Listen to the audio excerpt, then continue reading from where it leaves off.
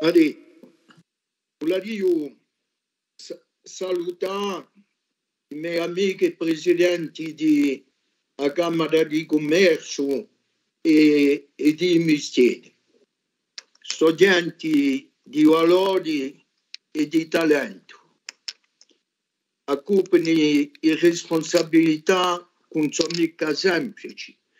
Je le dis en tant que ressortissant, puisque je suis artisan inscrit depuis 1976, ça fait un bail, et je connais très bien l'institution Chambre des métiers. Je connais leurs difficultés et puis je connais aussi les champs d'intervention qu'elles peuvent avoir. Je connais un peu moins les chambres de commerce, la chambre de commerce aujourd'hui. Je voudrais quand même rappeler une chose pour être au contact de ces artisans et ces commerçants, que ce dont on parle aujourd'hui est une demande quasi unanime à la fois des artisans et commerçants élus responsables des chambres, mais aussi des personnels. Donc là, on est devant un problème qu'il faut prendre à bras le corps, sachant aussi que les deux entités ne sont pas identiques et qu'il y a un rapport, comme c'est noté dans le document qui nous a été fourni, de 1 à 10. Mais au-delà de cela, il y a un élément sur lequel je veux insister, c'est que, et au-delà de la bataille des chiffres, parce que, bien entendu, le sujet nous permet à la fois d'aller dans le monde économique avec la valse des millions d'euros et la valse des chiffres. Moi, je voudrais en rester simplement au rapport, parce que le rapport lui-même dit un certain nombre de choses. Nous aurons, bien entendu, ces débats sur les chiffres plus tard. J'ai bien compris que le président de l'exécutif nous proposait des rendez-vous d'étape. Donc, à partir de là, nous aurons, bien entendu, à nourrir les débats, à enrichir la réflexion et pourquoi pas aider l'exécutif dans sa tâche.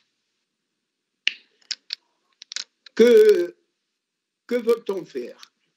Il s'agit simplement de réformer et aussi d'être dans l'action, c'est-à-dire qu'il ne faut pas non plus que ça prenne un temps infini. Il y a en face de nous des entités, mais au-delà des entités, il y a le monde économique et il y a aussi des personnels. Donc il va falloir, dans un temps relativement court, apporter des réponses. L'état des lieux, je pense que l'étude a été amenée à le faire de manière exhaustive. C'est vrai, d'autres l'ont dit, il nous faudrait cet élément, ce document, pour nous permettre d'apprécier la situation au point zéro que l'on pourrait avoir. L'état des lieux, donc, on le connaît. Il y a des éléments d'appréciation que l'on a parce que les chambres de commerce interviennent dans le champ économique et pas uniquement, et les chambres de métier aussi, et en direction d'un certain nombre d'artisans et de commerçants. Que cherche-t-on pour ce qui regarde la collectivité? D'abord, c'est un problème qu'on a sur le dos, qu'il faut, je l'ai dit tout à l'heure, prendre à bras le corps et qu'il faut essayer de résoudre. J'en parlerai tout à l'heure. La solution, elle n'est pas évidente. Que veut-on prendre le contrôle, comme ça a été dit par certains intervenants? Je ne crois pas, je ne pense pas, je suis même certain que ce n'est ni le souhait, ni l'objectif du président de l'exécutif.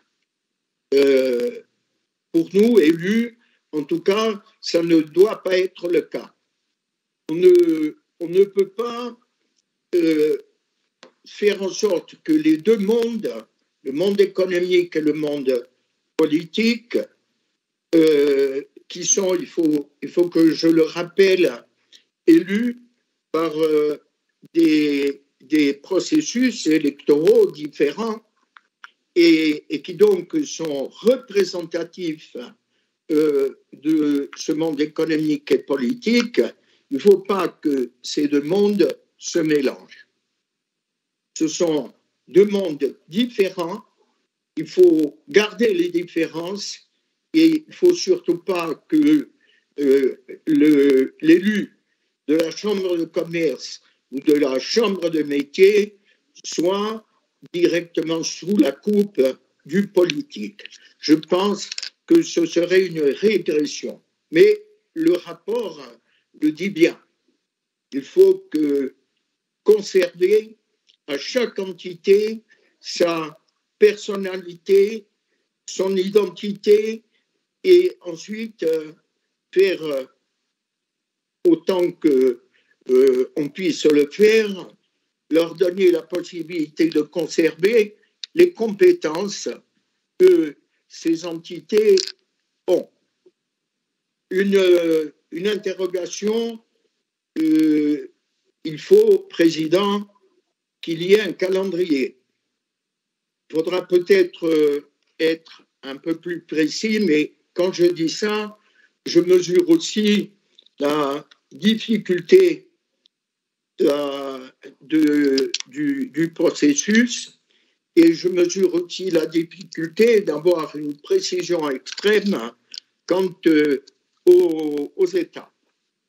Vous avez choisi de nous informer, c'est une excellente chose, il va falloir continuer, bien entendu, à le faire.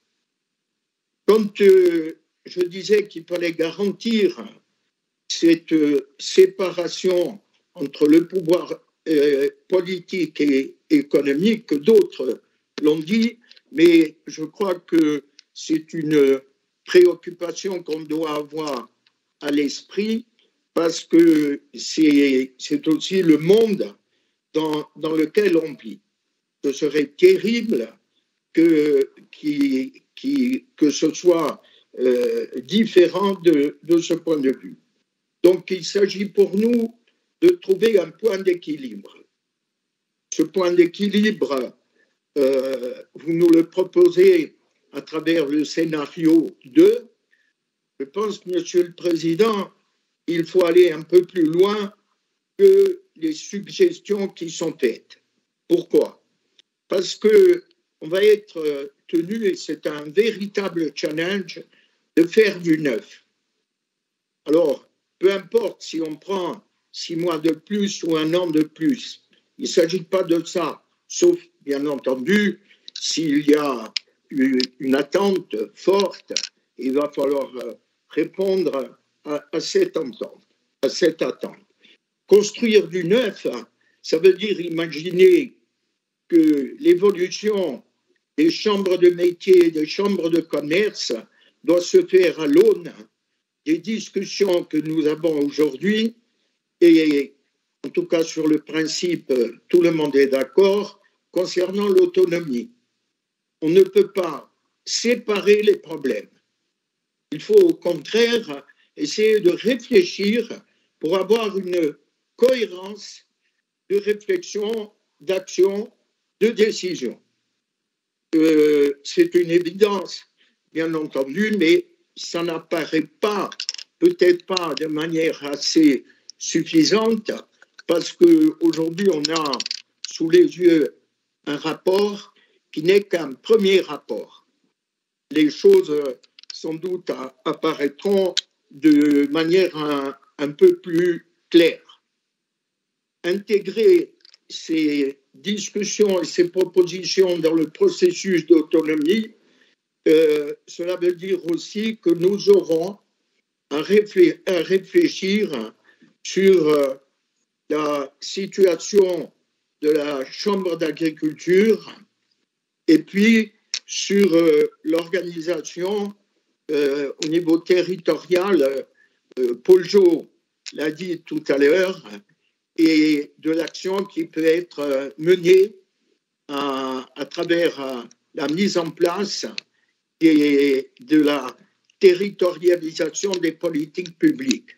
Vous le savez, c'est un thème déjà ancien qui a 25 ou 30 ans, mais jusqu'à présent, il faut reconnaître qu'aucune des mandatures n'a eu véritablement l'audace, la volonté, le courage, la détermination de mettre en place ces politiques publiques.